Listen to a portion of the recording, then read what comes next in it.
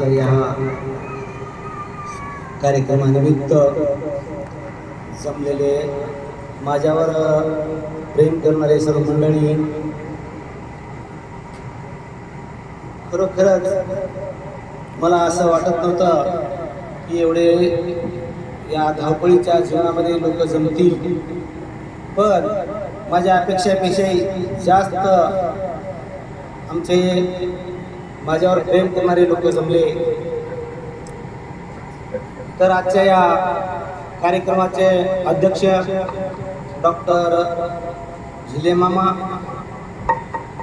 आजच्या या कार्यक्रमाला आवर्जून उपस्थित राहिलेले प्रमुख पाहुणे, लातूर तालुक्याचे गट शिक्षणाधिकारी जाधव साहेब, रेणापूर तालुक्याचे गट शिक्षणाधिकारी गीते साहेब, लातूर पंचायत समितीचे शिक्षण विस्ताराधिकारी मेत्रे साहेब, लातूर पंचायत समितीचे दुसरे शिक्षण विस्ताराधिकारी गायकवाड सर आणि जमलेले आहेत माझ्या सर्व बंधू आणि भगिनींनी.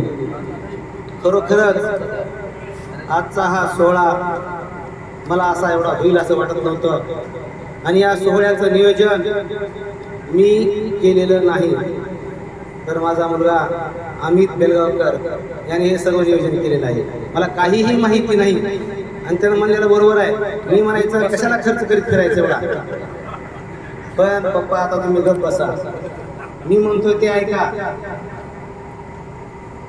मी पण मनावर ठरवलं आता आपलं ऐकायचंच काम आहे. आता इथून पुढं आपण बहिरं व्हायचं, आंधळं व्हायचं, मुकं व्हायचं,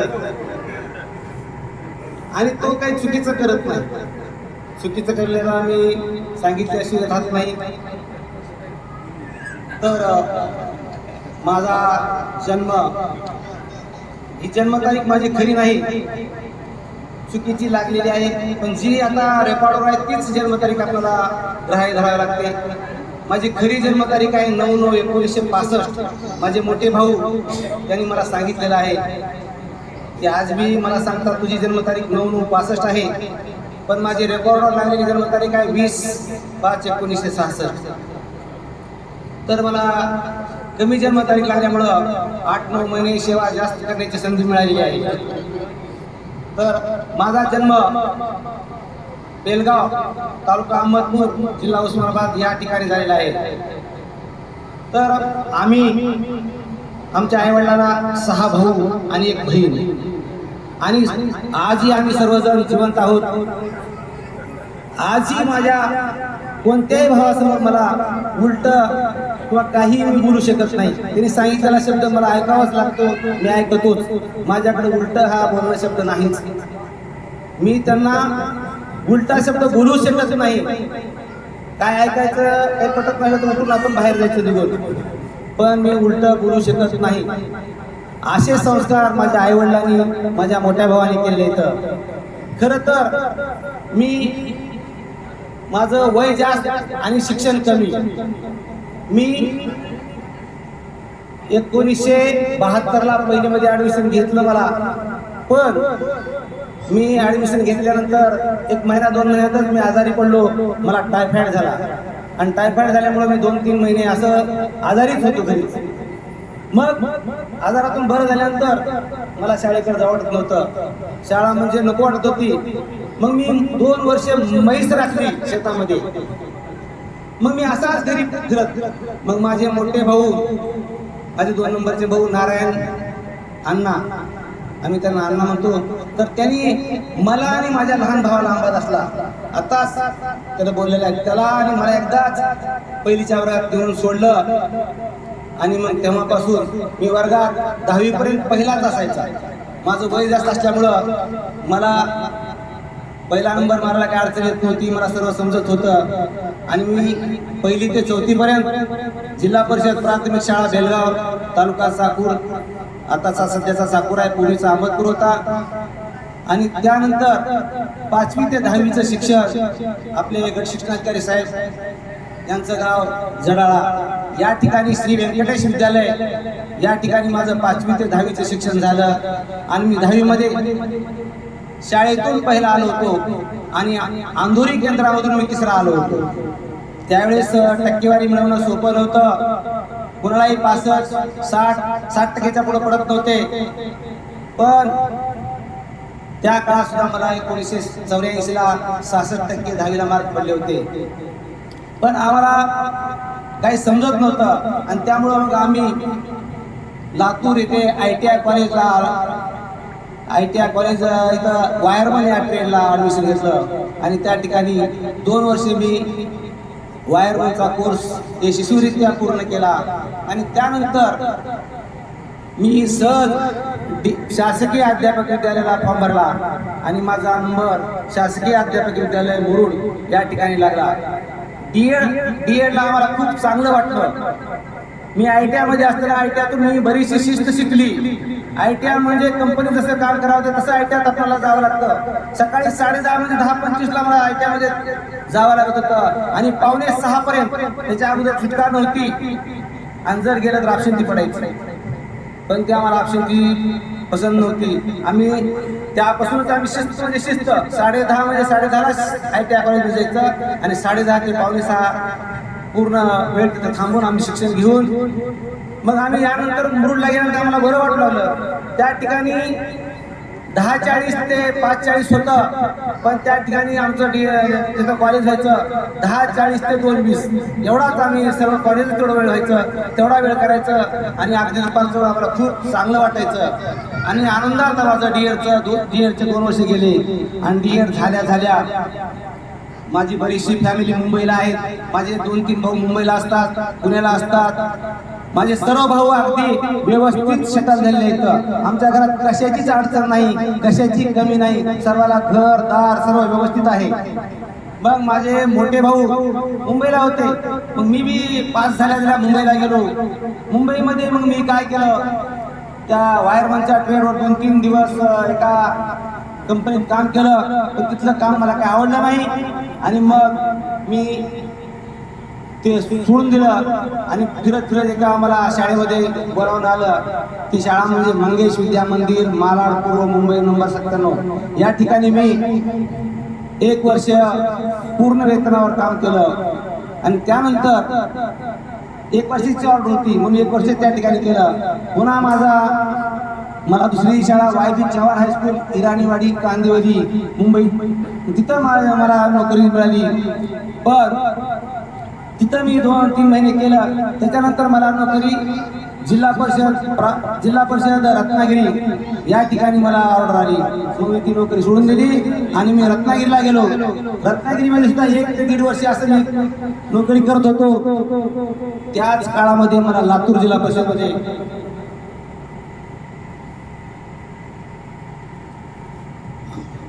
लातूर जिल्हा परिषदची ऑर्डर आली आणि मग मी सरळ लातूरला आलो. लातूर जिल्हा परिषदमध्ये जॉईन झालो आणि परत मग रत्नागिरीला जाऊन मी 1240 रुपये बेसिक होता, तेवढा बेसिक भरून तिथला राजीनामा दिला. आणि यानंतर इथं आल्यानंतर माझी पहिली नेमणूक झाली चांदोरी. आता मला खूप ऑड वाटायचं, खूप लांब वाटायचं. लोक कसे की काय नाही की असं बरेचसे अनुभव आले. पण 1-2 वर्षे मी बदलीचा प्रयत्न केला पण बदली काही झाली नाही. मग मी मला आता बदली करायची नाही.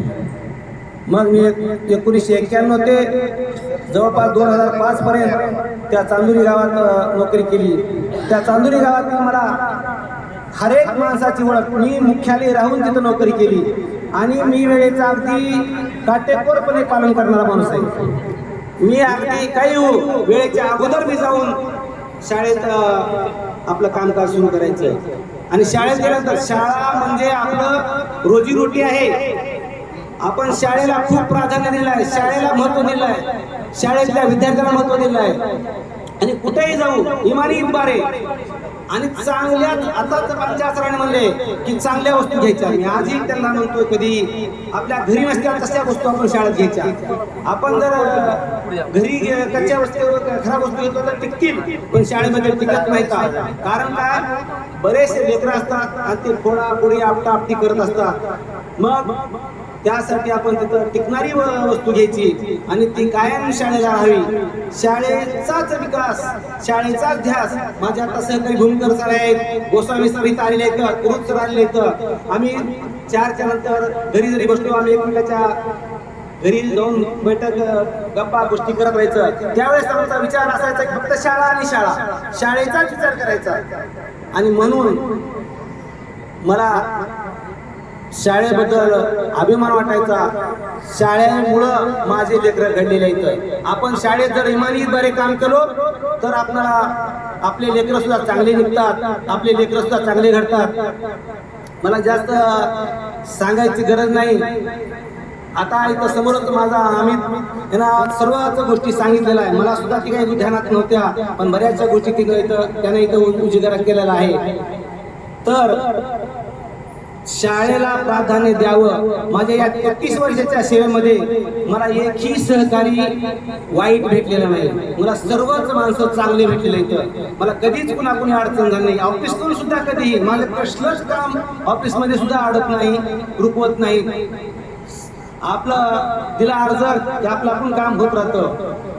बऱ्याचशा गोष्टी मी इथं या शाळेकडून शिकलेल्या आहेत. तर चांदोरीमध्ये मी जवळजवळ 14 वर्ष सेवा केली. आणि चांदोरीवरून अमित नाताच म्हणला की आमचेच नातेवाईक म्हणायचे लेकरं मोठे झाले तर शिक्षणासाठी तुम्ही गाव सोडलं पाहिजे. मग तिथून मग आम्ही लातूरला आलो. आणि लातूर या ठिकाणी सुद्धा त्याच वर्षी आमचं दुर्दैव आहे की म्हणा, आम्ही विनंती बदली केली, पण माझी बदली लातूर निलंगा तालुक्यातून लातूर तालुक्यात झाली. मला गाव मिळाले नाही. मग इथं आपले गट शिक्षणाधिकारी PS काळे साहेब होते. आता इथं आम्हाला कोणाची ओळख नव्हती, काय नाही, आम्ही किती कोणाला भेटलो पण नाही. आम्हाला दिलं मसला गाव, अतिशय दुर्गम भागात असलेलं गाव. त्या ठिकाणी कुठलंच वाहन जात नव्हतं. एक मुकामी एसटी जात होती आणि सकाळी येत होती. पण अशाही परिस्थितीमध्ये आम्ही त्या ठिकाणी काम केलेलं आहे. आणि या मसला गावातून सुद्धा, मसला गावचं म्हणजे सांगायचं म्हणजे खूप त्या गावचे लेकरं हुशार आहेत, बुद्धिमत्ता आहे. आणि कसलाही प्रश्न तुम्ही द्या ते सोडवत असतात. अतिशय हुशार आणि चांगले. आणि गावातील सुद्धा लोकांनी मग आम्हाला खूप सहकार्य केलं. आताच पाकरे सरांनी सांगितलं की सतत 2 वर्षे त्या शाळेला स्वच्छ शाळा, सुंदर शाळा म्हणून पुरस्कार मिळालेला आहे. आणि ही शाळा सतत दूरदर्शनच्या बातम्यावर 2 दिवस बातम्यावरती झळकत होती. आम्ही काम केलं तर शाळेसाठी आम्ही खूप झोपून घेऊन काम केलेलं आहे. कधीही आम्ही उशिरा जाण्याचा प्रयत्न करायचा नाही, लवकर पळून जायचा प्रयत्न करायचा नाही. आताही भोयऱ्यामध्ये सुद्धा कुणी येत नाहीत आमच्याकडं, येण्याचा नाही. आम्ही आजही शेवटच्या क्षणापर्यंत सकाळी बरोबर 6:05 जायचं आणि 1 वाजताच आम्ही शाळा सोडायची. आम्ही इमानीद्वारे काम केलं. मसला झालं, त्यानंतर मग तिथून बदली ताडकीला झाली. ताडकीत 1 वर्ष काम केलं. DC साहेब आहेत, त्यांनी कधीही अचानकपणे येऊन बघितलेलं आहे. बऱ्याच ठिकाणी आम्ही वर्गातच शिकवलेलं असायचं. 2च शिक्षक ही शाळा, 2च वर्ग, तरी पण त्या ठिकाणी आम्ही इमानीद्वारे काम केलेलं आहे. त्यानंतर मी ताडकीहून प्राथमिक पदवीधर म्हणून साखऱ्याला आलो. साखरा या ठिकाणी 4 वर्ष सेवा केली. मी कधीही 9:30 वाजता गेलो नाही त्या ठिकाणी. 9:20, 9:25 त्या ठिकाणचे सुद्धा साक्षीदार इथं स्वामी सर आहेत. खरंच ते बी अतिशय वेळेचे, अगदी तत्पर. त्यांना एखादी सहजच थोडा म्हणजे 9:30 वाजले आणि त्यांच्या अगोदर साधन व्यक्तीवर आले, पण त्यांनी त्यांना सॉरी माफी मागून माझी गाडी पंक्चर झाली होती. मला 9:30 वाजले.